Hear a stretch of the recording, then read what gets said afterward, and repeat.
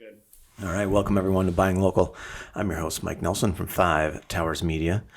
Joined here today by, you're my accountant. Yep. But by CPA Brian Stidd from Stidd CPA. What's up? Not much. Yeah. Not much in everything. Yeah, not much in everything. I Yes. know. We're going to get into the everything here shortly.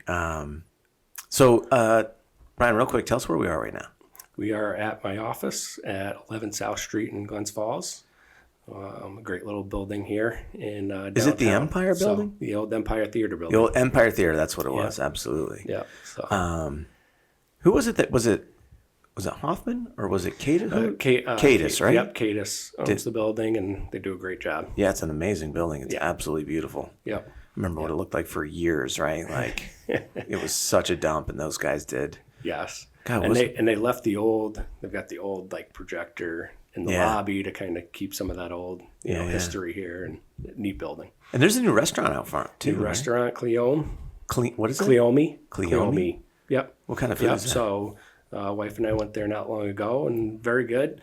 It's going to be your little fancier dinner for a date night, but excellent food.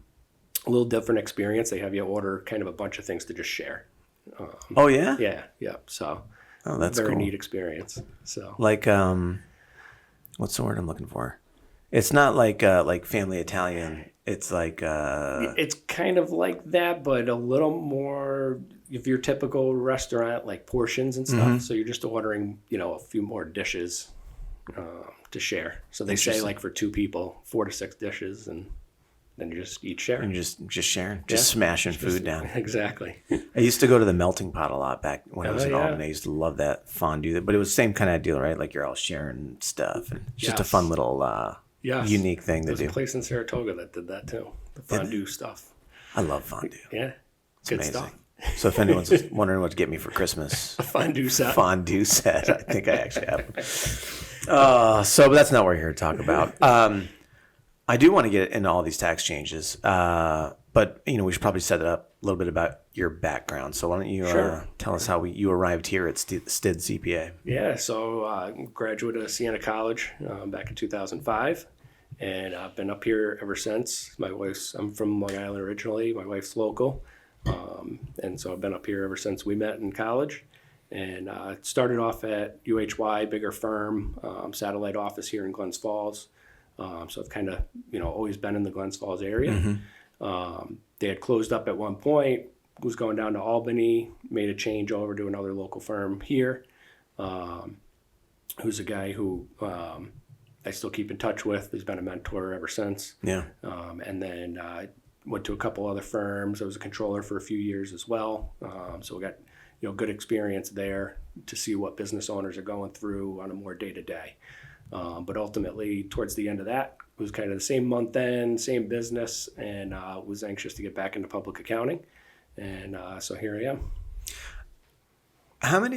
When you look at like your client mix, do you work with a lot of business owners or a lot, like what's kind of the ratio of just, we'll say normal people to business owners, because we're not normal at all. So yeah, no, business owners are not normal. That's for sure. In a good, fun and exciting way. Yeah. But our focus is on small businesses. So naturally firms will still have a lot of individuals. One, you're going to be doing all the owner's individuals returns because it's all, for the most part, flow through entities affecting their personal returns. And then we've got some individuals where they've got either some complex issues where they may have K1s coming in from multiple investments. They may have retirement stuff they're going through and dealing with. Mm-hmm. We run into a good amount with ESOP, stock option plans, and dealing with that kind of stuff as well. So our focus is on small business. If you look at number of returns, we obviously do more individuals than business returns. Sure. But we're really focused on keeping that ratio more business and even more so than most other firms. Yeah. So it's I know the whole CPA world for business owners is pretty wild, because I know like when you rescued me and my tax returns, like they were an absolute mess because of the previous, who obviously will remain nameless, but like I mean, there was just so many things that were wrong with it. And I don't think that people know that not all CPAs are created equal. Yeah. Right? Yeah. No, and it's tough because, obviously business owners are using a CPA because they don't know that field and all the details, and they shouldn't be wasting their time on those details. For business owners to keep an eye on news and high level stuff, maybe some of the things we talk about today, that's one thing, and be able to go to their CPA with some questions on it, that's one thing, but the details of filings and the nuances of it, is where, and we see it, and nobody's perfect by any means, but the amount of issues, we come across, it's kind of crazy, but I mean, it costs me a lot of money. Yeah. You know what I mean? Yeah. Like to fix everything and to get it back to respectability. And it's always a struggle too, taking it over as a CPA, because you're dealing with like, okay, well, here's the right way to do it. And in practice, this is this. And, how do we do this in a way that, is abiding by the tax law, but makes sense and is fair and is logical. You're trying to piece all that together and do it the right way. But looking after the business owner as well. So yeah, well, yeah, because I mean, no one wants an audit, right? Are they even doing audits anymore? We don't see many audits at all. So our take obviously isn't they're not doing audits, so you could do it all wrong. Right, It doesn't matter. right. Go ahead, screw it right up, guys. Don't worry about those receipts because they're not doing audits. No, I mean they're not doing them. But seemingly not doing them. They may be doing them, and you never know. And statute of limitations 3 years. So you could be getting your return done now, and maybe this year and next year there's really not many audits going. And year 3, all of a sudden they crank them up, and this return from 2-3 years ago comes back to haunt you. Yeah, exactly. So it's really weird. We went from like hiring 87,000 agents for the IRS to not, and I don't know. It's really like yes. And there's other symptoms too that I'm just really curious to see how this all plays out, as far as like how the IRS is handling collections. Like this is a really wild one. Like I believe, and correct me if I'm wrong, I believe they've now gone to like outside collection agencies to help collect tax debts. I think they do. Yes. Yeah. Which is weird. Like, has that ever been done before? I've never heard of it until just recently. Yeah. No, I'm only hearing about it more recent, but it's, they've always done the liens and all that stuff. And as far as I knew, that was all internal. But there's more and more that they're, leaning on outside collection agencies. And like, I'm wondering if they're selling off, because like collection agencies buy debt. Yes. And then they work like at pennies on the dollar, and then they look to collect it and make money. I'm like, is that what they're doing on the tax debt? It could be. It could be. We try to stay away from that stuff. Well, yeah, obviously. But no. So, we see a little bit of it, but it's so definitely wild. Changing. The big thing, like anything with, I say kind of anything with government, is the technology, and their technology's been behind. Yeah. So with better technology, they certainly can do a lot more with a lot less, just like any business, right? So, CPAs always laugh or whatever about, the easy things that could be caught just by simple document matching. And a lot of that happens. But it could definitely be expanded on with better technology that's been around, and also obviously AI too. I'm sure will play a part in it if they can stay ahead of the curve. Yeah. Get ahead of the curve with technology. Do you think like AI is gonna intercede on what you do? I mean, it's going to be ingrained in everything. I mean, we're seeing it already. For sure. Yeah. I was going to ask if you're integrating any kind of AI in what you're doing, or I know I believe is it Clio? Is the tax software, or is that for the lawyers? But that might be an attorney. That might be an attorney one. Yeah. But I know that there is a accounting specific software that I believe they're integrating AI into. Yeah. So we have Canopy, not for our tax software itself, but just it's kind of a CRM, document management portal, task management, communication hub, kind of all that stuff rolled into one. And they're building a ton of AI into it. Everything from automating file names to summarizing emails that are coming in, all the things that you're kind of seeing most software companies using AI for. But we're excited about that software. They're not super, super new, but they're new enough where they're just continuing to innovate their product. And the changes we see coming out of them are, one, the pace is amazing and the changes we see are great. So, all those softwares will be integrating that. We've also recently signed up for ChatGPT Teams. Oh, nice. Which has been great. It's one of those, like anything, it's a great tool, but we also have tax research specific software, obviously, that we'll start with ChatGPT a lot of times and then go and just double check on, is that court case really there? Look at the code section and just kind of double check things from there. But it's a huge time saver and great for research. Yeah, it's funny because like a year and a half ago, I was like such a curmudgeon about AI, and I'm like, this stuff is gonna blah, blah.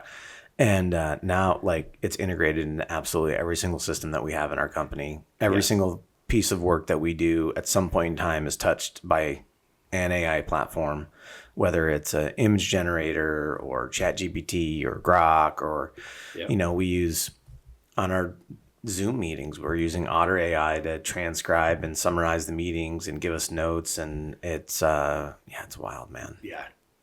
It's crazy what you can do. Yeah.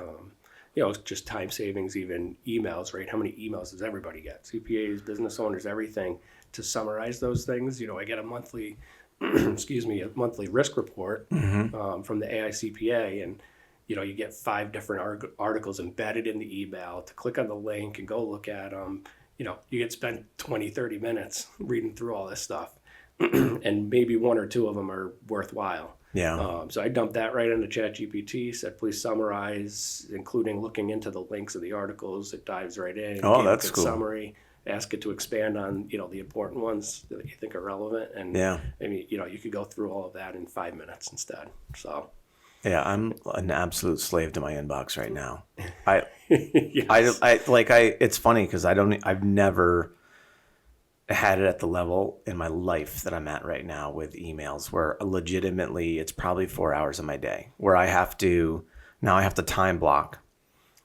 And like, there's a good 2 or 3 hour chunk at night, like that 7 to 10 at night, where I'm sitting on the couch on my laptop, just trying to clear freaking emails for hours. Yes. Like I'm in meetings all day, every day. And then I get done my work day and now I've got to go deal with the emails. For hours. Yep. It's emails gross. Are tough.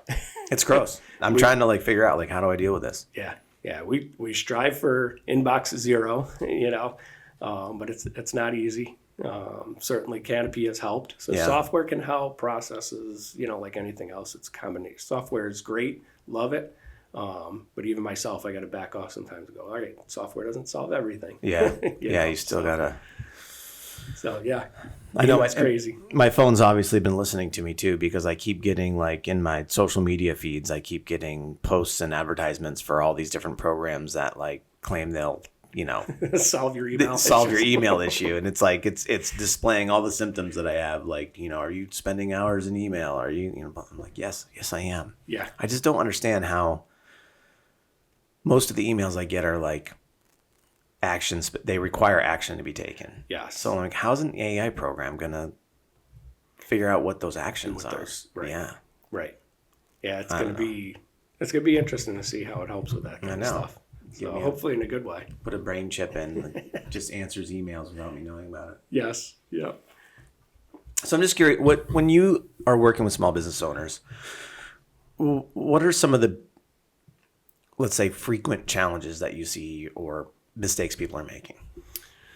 And you're allowed to throw me under the bus at any point in time. No. Because I'm sure I'm making all of them. The ones we saw there are the same, to your point, it's a lot of the same issues. So, it comes down to, we see a lot of issues with S Corps. So just on whether it's distributions, loans with owners, just a lot of issues there with S Corps for whatever reason. Partnerships, we'll see similar issues. You got a little more flexibility there, so you can kind of almost correct things going forward in some instances with those a little easier than you can with an S Corp. But yeah, both of those are things where we just see various issues. Basis not being carried over, or various elections either being made that shouldn't be made or not made that should have been made. The PTET's been a big one. I'd say maybe 25 to 50% of businesses that I take over that should elect for that didn't, and it was a good tax savings. It's so confusing because and we've talked about this, about the way that my company's structured. Yeah. Years ago, because of self-employment tax, it made sense for us to go to an S Corp. Yes. But then we went to S Corp and they changed the rules so that there was more pass-through now, and you could avoid some of that self-employment tax. And we see the LLC to S Corp, we see a lot. We've got differing thoughts on that than maybe the norm. So if possible, we try to get people to not do the directly LLC to S Corp, form a new S Corp, move the LLC into it. And that just has to do with, S Corp, it follows corporate tax rules. LLC partnership follows partnership tax rules. And so you can run into issues, a simple issue that can be avoided even if you do the LLC to S Corp is the operating agreement. For an LLC, you have an operating agreement that dictates how everything is run and allocated and all those kinds of things. Well, some of those operating agreements, if there's special allocations or things like that, multiple members or multiple different abilities for different owners, prefer not, all that kind of stuff. The more complicated that gets, then the more at risk that S Corp is of losing that S status, because you can't have all that in the S Corp. So you can have voting, non-voting, but once you start getting into special allocations and stuff like that, you really can't do that with an S Corp. So, we see it a ton where people just convert, but you're kind of molding two different tax codes that just, don't always align. Yeah. So most of your small businesses are okay under it and can get by without an issue. But if we prefer the form an S Corp, move the LLC in and just kind of alleviate that hassle. Yeah. I definitely see people converting to S Corp really before they need to. So that's a huge conversation I have with potential new clients, companies that are growing. And I'll tell people if you're not making at least $100,000, don't even think about the S Corp at this point. Stay the LLC. It keeps things simple. If you already have employees and you're doing payroll anyway, okay, then the S Corp, that solves that, or that doesn't add a cost. But I've got businesses where, the owner's the only person. And so if they move over to that S Corp, now they're adding payroll, tax, one, to do administratively and take up more of their time, and two, to pay for, because generally I'm going to recommend a payroll company. And, and then they got to file an S Corp return that they wouldn't have. So you'd still have all the accounting to do and some of that stuff, but you're adding administrative burden and cost with the S Corp. So you really want the profits to be there. The profits get over that 100,000, you could start talking about taking a reasonable salary and having some money that's flowing through without that self-employment tax.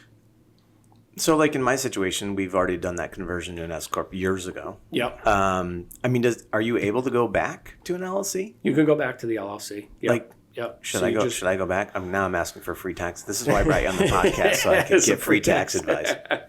Yeah. So it's really going to depend. You and I need to sit down and look at kind of the future of the business and where do you think you want to go. If things are going to stay status quo, the LLC may make sense. If you're going to bring in other partners, switching to LLC could make sense there.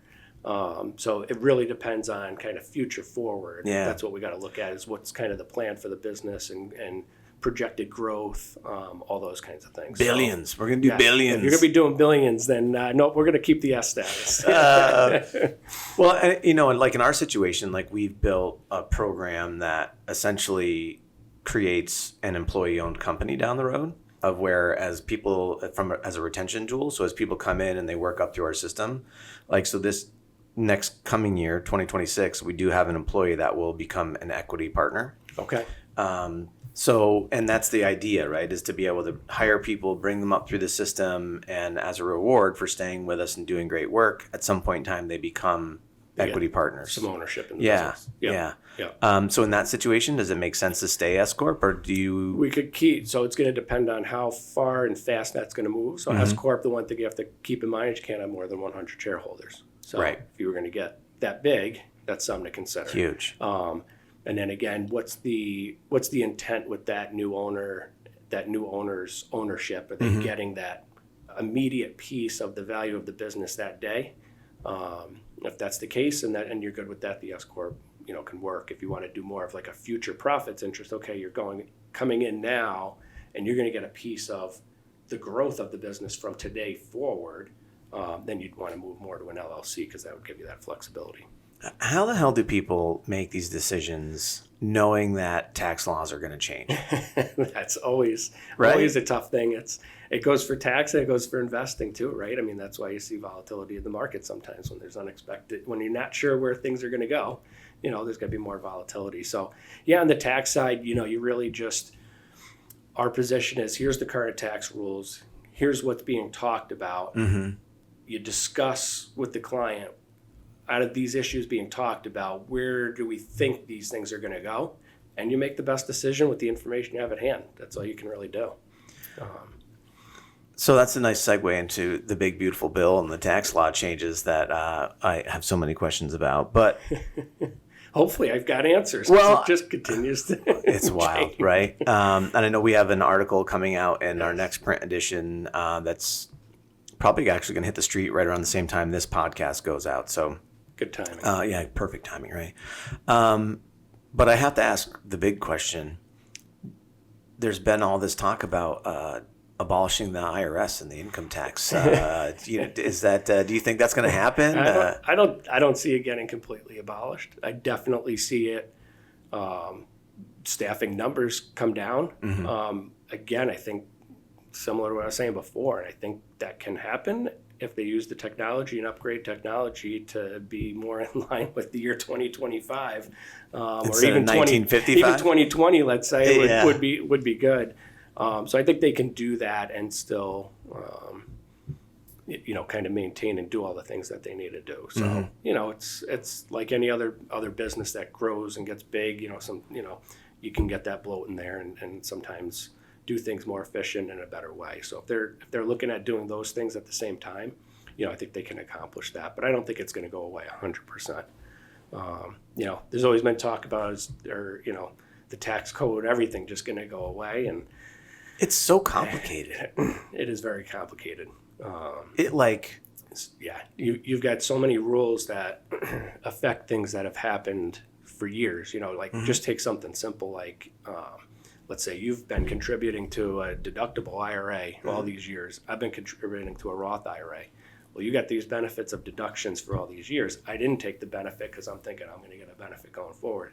They do away with the income tax. Now I just lost all that money. Spent years doing something that wouldn't have mattered. So it would be very tough to do. Could it be simplified? Yeah, probably could. But there's just so many rules out there. And things that just, we deal with a lot of small business. Small businesses can be anything. I'll tell people 100,000 in revenue a year to, 25 million in revenue a year. It's a very broad range. But certainly when you get into publicly traded companies and tax rules there and things that I've never had to deal with, there's parts of the tax rule that we've never had to deal with that, you only know what you know, and that's complicated enough. One other quick question before we get into some of the new changes coming out. From a small business ownership, so like I have to imagine most companies, it's a man or woman doing a thing like me, like I'm doing marketing and for people, and I'm doing it on my own as a solopreneur, and then I'm going to turn it into a business. I'm a marketer, or I'm a roofer, or I'm a bookkeeper, whatever it is, right? Like I'm doing these things, and then I'm going to become a business owner. And in my experience, the people that have some sort of finance background almost always do better than the people without.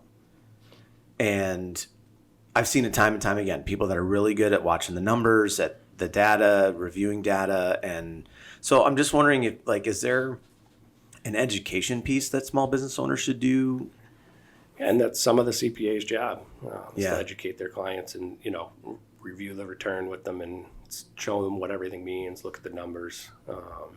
Financially, we're trying to do more and more with small businesses on a quarterly basis, right? I mean, how many people that, they see the accountant once a year and that kind of thing. So we still have plenty of that. We're trying to get better at every quarter, we're looking at things. So, and that's a balance with the client. Sometimes clients are like, no, I don't need it. And you got to push them a little bit to say, no, I think you do. But yeah, I see a broad range. I see plenty of non-financial people that do very, very well, just have a knack for it and that kind of thing.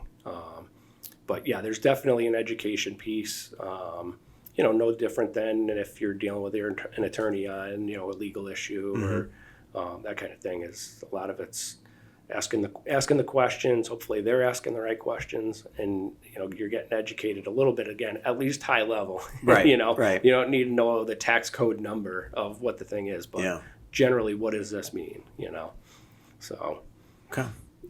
So let's talk about the BBB. Yeah. I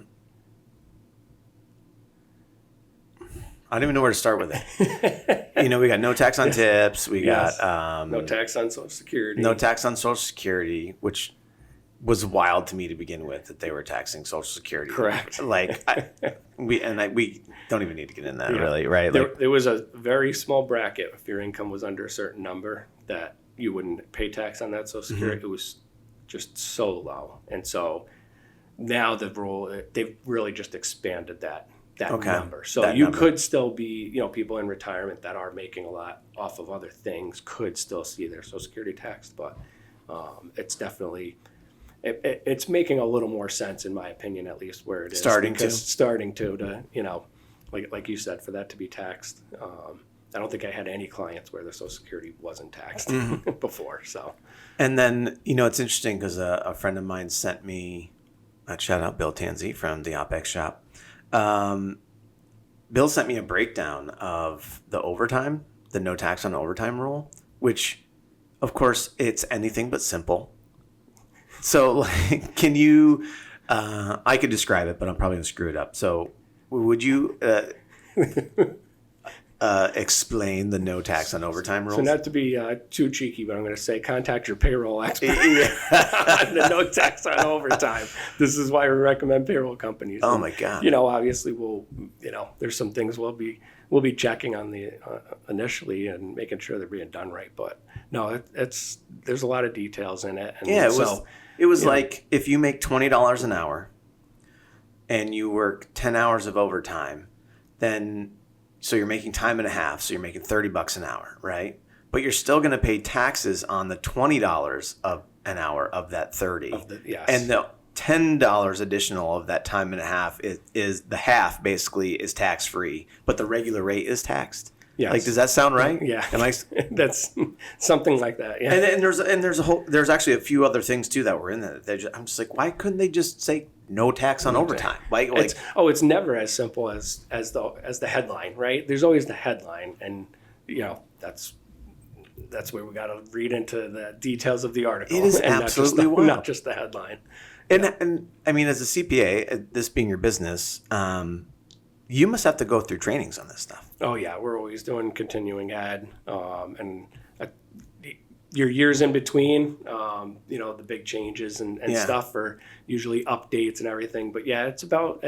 I'll tell you, when I first started, probably the first 10 to 15 years I was in public, each year was just knowing, okay, these numbers went up by an inflationary amount, but you knew what about what the standard deduction is, or how this works, or what that, and you'd go to a chart just to double check what the new number was for that year.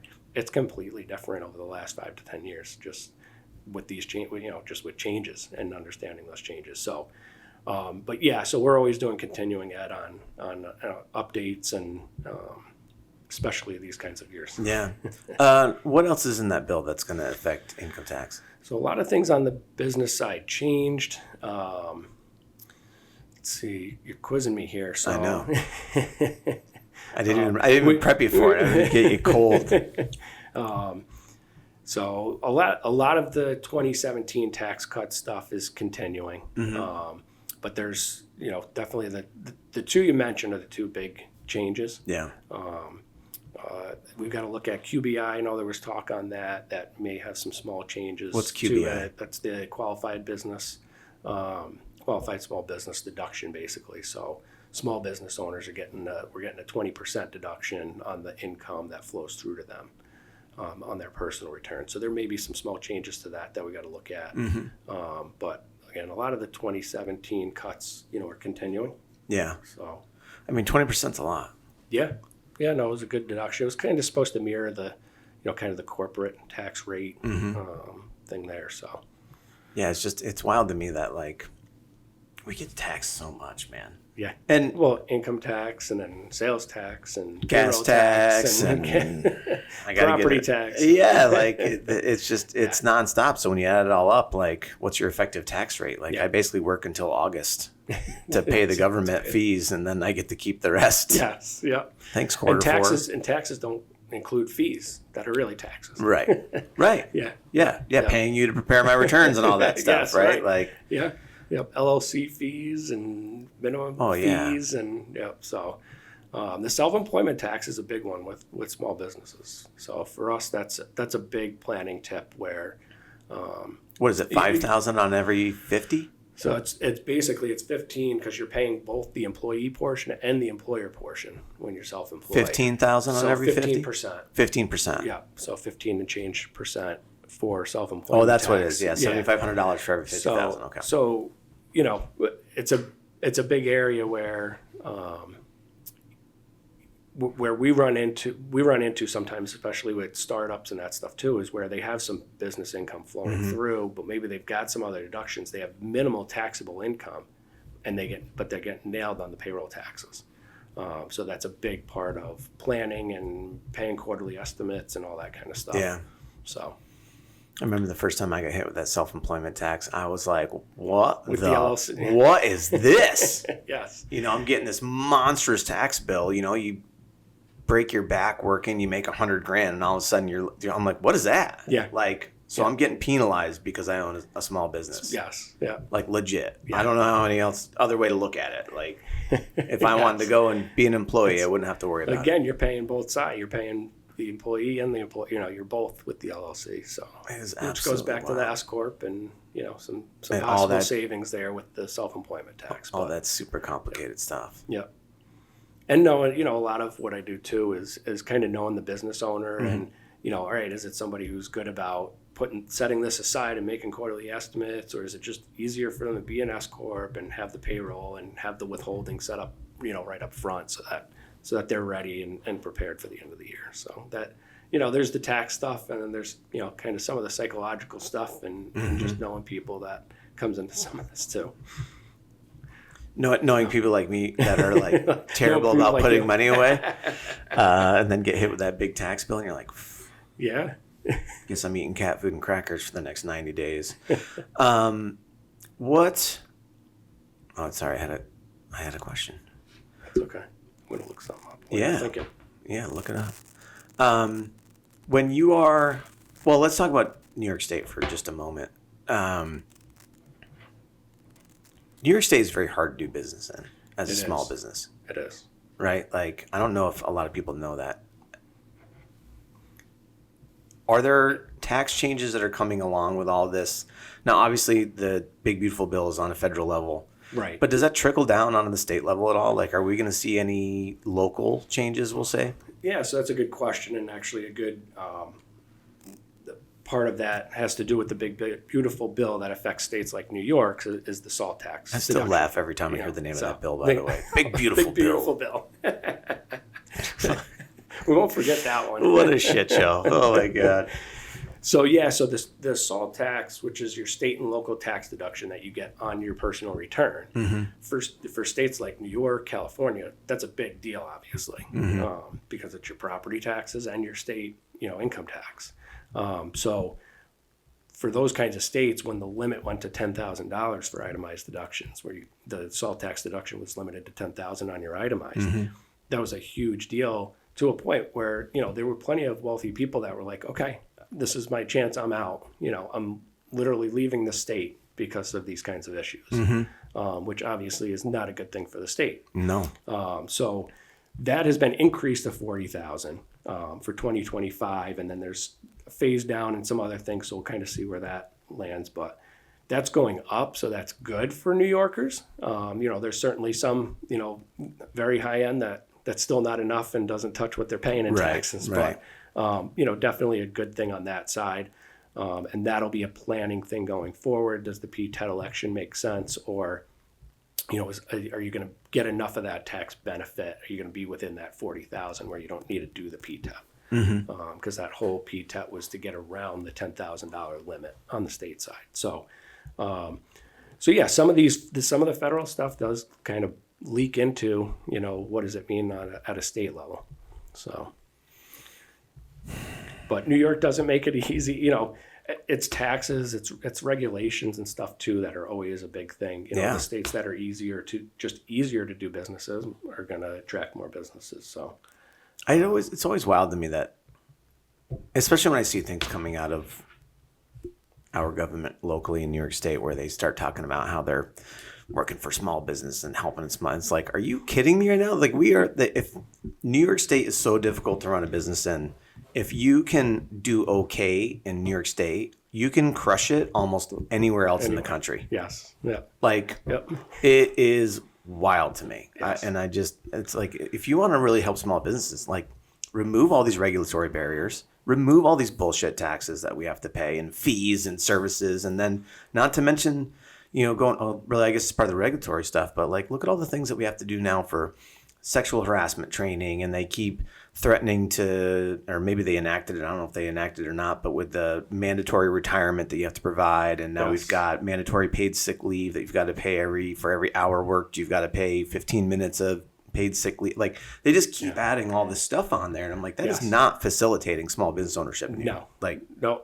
Other than maybe HR consultants and payroll companies. They love it, right? Right. It's just like my field. Like, things are getting so complicated in the marketing field that it's like you almost have to hire a company like mine right now in order to be able to do some of the marketing that's out there. Yeah, and the more and more these are, the more and more branching and specialties you get too. Yeah. So, like I said, we always recommend payroll companies for payroll tax. We don't do it. We don't specialize in payroll tax. Anybody specific?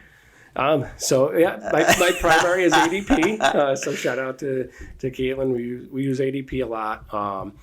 For us, we're a big tech firm. Mm-hmm. So, we use technology wherever we can. So far ADP has been very, very good on the technology side. Great integration with QuickBooks Online. Have other contacts at other payroll companies, have discussed this with them. It's, stuff that they're working on, for sure. So, ADP's got to stay ahead of the curve on that kind of stuff. But so far they are, from a technology side, ahead of the curve. So I think Caitlin, and yes, shout out Caitlin Rostano.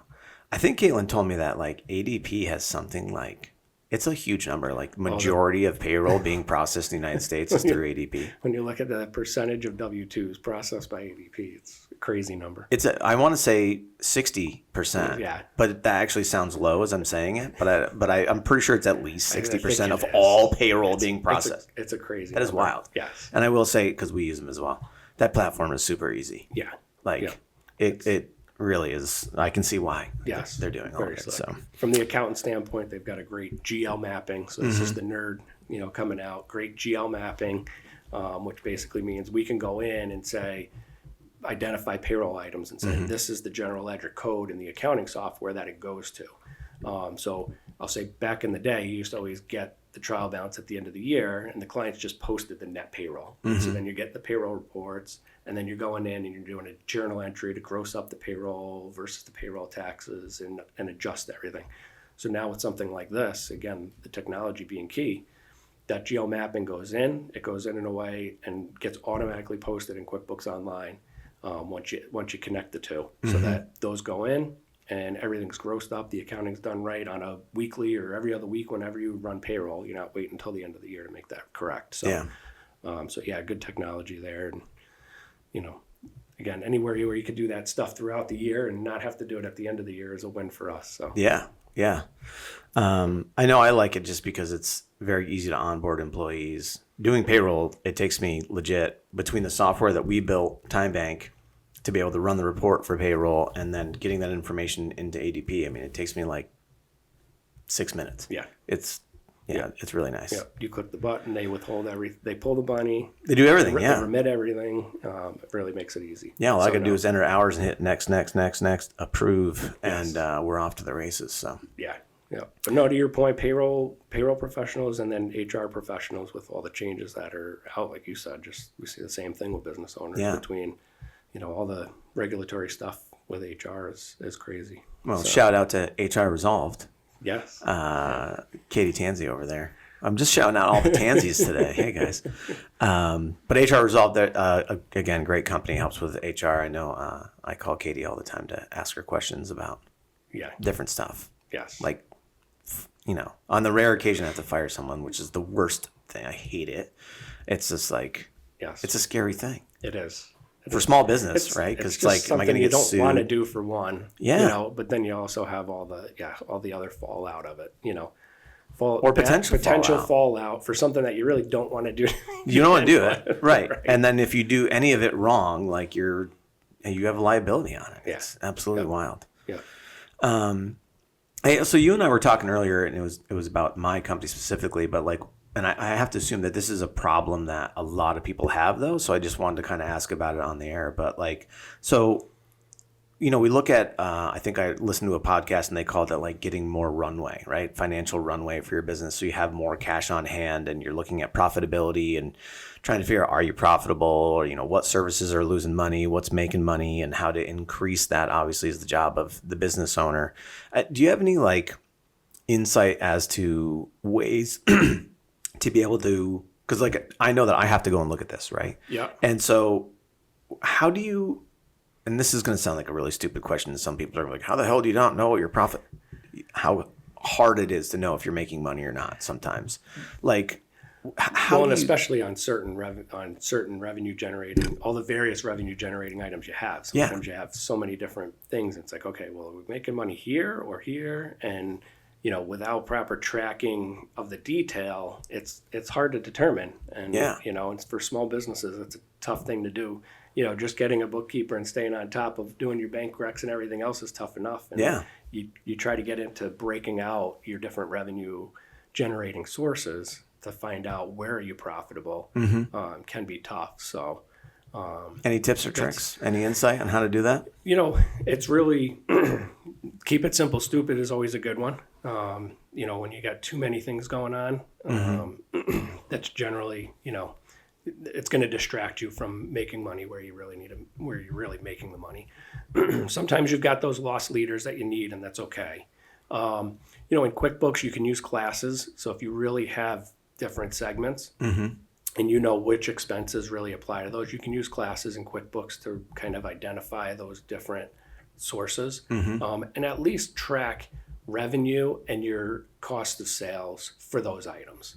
So, your business is going to have all the general overhead of rent and those kinds of things. But if you could see where payroll, where most of your people's time is going, and have some kind of idea of what that cost is by revenue bucket, and then, any direct costs between software or other things that you may have that are specific to that revenue source, the more you can look at those things, and you could track them, like I said, in classes in QuickBooks, look at gross profit margin, gross profit percentage in QuickBooks. That's a good start. And what I always tell people too is it doesn't have to be perfect. Don't try to do something that's like this perfect accounting. Something is better than nothing. Yeah. So getting something into QuickBooks and then starting, and business owners, they know their business, so they'll know if you're looking at a report, if something's not quite right, they're going to know. They're going to say, no, that's not right. And then, okay, we make some tweaks to, make those changes in the accounting and in the process to get that so that it's more accurately reflecting what the business is doing. Yeah. I know we actually just went through and changed the classes in QuickBooks. Yeah. Which retrospectively now I feel like I should have run those by you first, but but we did, because we had, I don't know, years of just adding shit into QuickBooks and not necessarily having it set up. And then so when you want to run a report, that was one of the problems that we were having is I actually could not run a report to tell me where I was profitable and where I wasn't profitable. Yeah. Like it was not an easy number to get to. And it was like we had to take 17 different classes, add them all up together, subtract, carry the due. And when you have to do that kind of stuff, it's going to push you away from looking at it. You're going to say, I don't even want to look at this. And then, Where we're trying to get to is that I'm looking at a weekly scorecard for each one of those categories. But now there's only like 6 of them instead of 16 of them. Yeah. And key metrics is a big piece, and dashboarding, all things that are, they've always been popular. They're getting to a point now with the technology where it's a little more accessible for small businesses. So, dashboarding was like bigger company kind of big ERP systems had. Yeah. QuickBooks Online is getting better with dashboarding. They've got some new AI tools being built, speaking of AI, in the QuickBooks.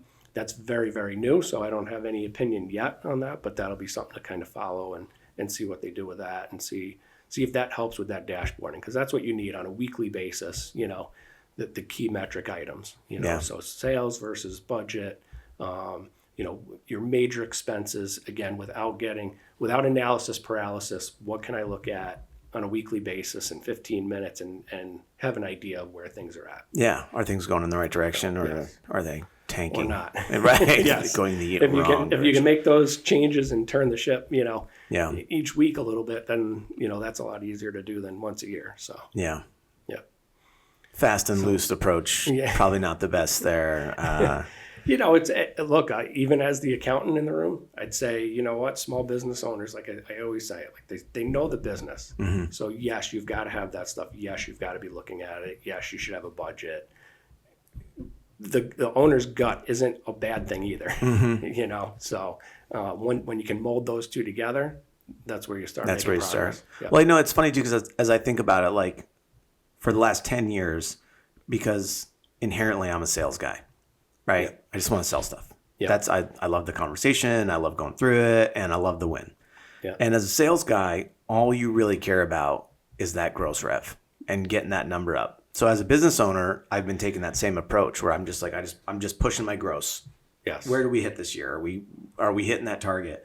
But not paying attention to all the other little details of that tells me whether or not I'm even making money on that gross profit. Like it's easy to do $100 million in revenue. It's not easy to make money doing 100. You know what I mean? Yes. Like I can go out and sell shit all day long. 100 million in revenue and still not be profitable and lose money. Yes, right. Correct. Because it's an interesting realization that I've been coming, and I'm a little late to the game most of the time, guys. So I'm slow. Sorry.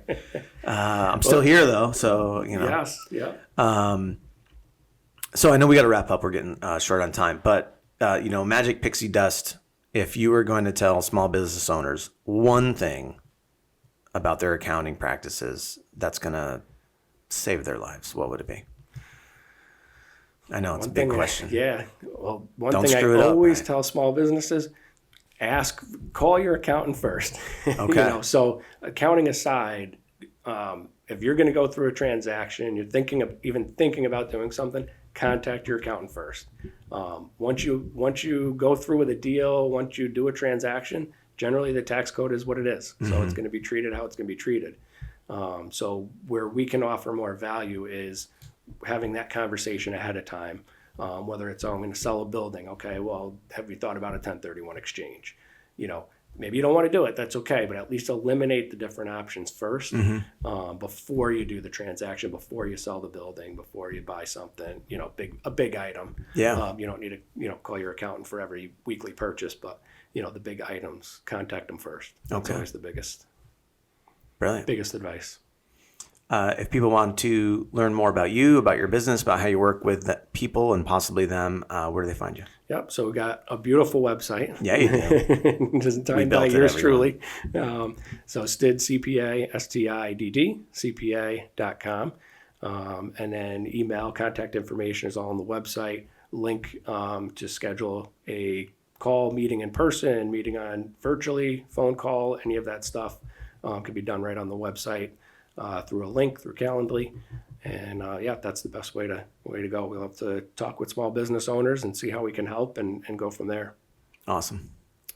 Thanks for coming on the show. Thanks for having me. Yeah, man. It was fun. Appreciate it. Yes. Yeah, appreciate it. Same here. Thanks, everybody, for listening, of course. And, hey, if you guys don't know, my good friend Steven Zabala over at Green Fork has a new podcast. I think we just recorded episode 12. It's called Food for Thought. Steven's talking about nutrition, talking about health and wellness and fitness. And he's just got a lot of good guests, and he's got a good approach to things. So please check it out. And you can, of course, find us on Spotify, Apple, Rumble, and YouTube. And, of course, check out our buyinglocal.us. You'll find a bunch of these interviews and articles and other things going on in the small business community in Warren, Washington, and Saratoga County. Thanks for listening, and you'll hear from us next week.